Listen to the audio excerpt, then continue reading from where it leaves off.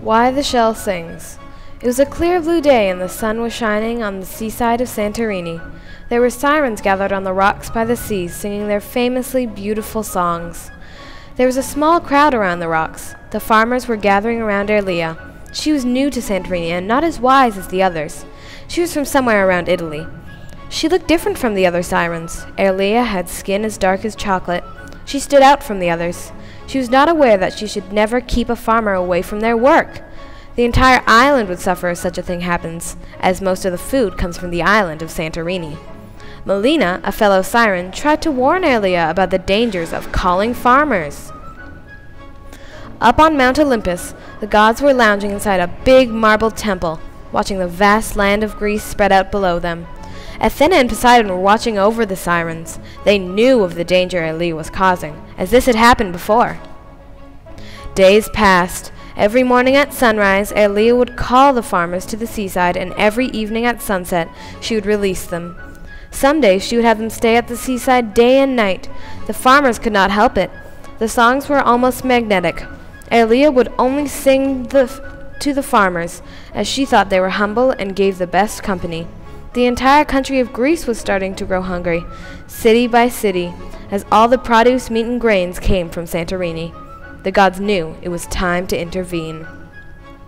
The difference was easily seen between the gods and sirens. Athena and Poseidon towered over the sirens. Staying at 9 feet tall, the gods were far bigger.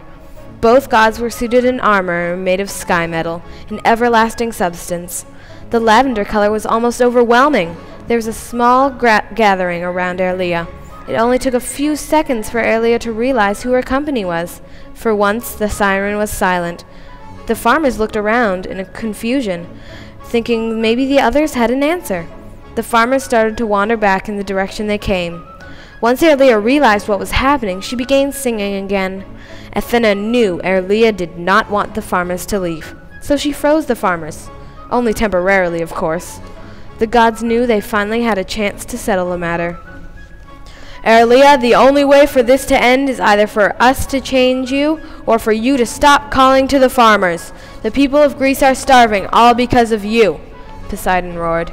Erlia replied, with a smirk in her voice, I'm a free-living person. I shall do as I please, and not what you want, so get out of here before I release the powers that be.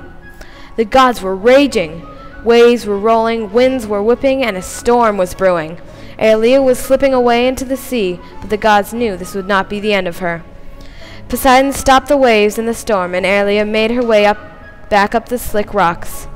Erlia, if you refuse to cooperate, be advised, we will change you, said the gods, willing to cooperate. I doubt you have the power to change me, for I am a demigod. I choose nothing, and you can do nothing about it, replied Erlia.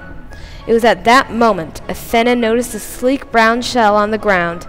So with the powers of the gods, Erlia was changed into a sleek brown conch shell. She may sing all she likes, but one must lift the shell to their ear to hear it.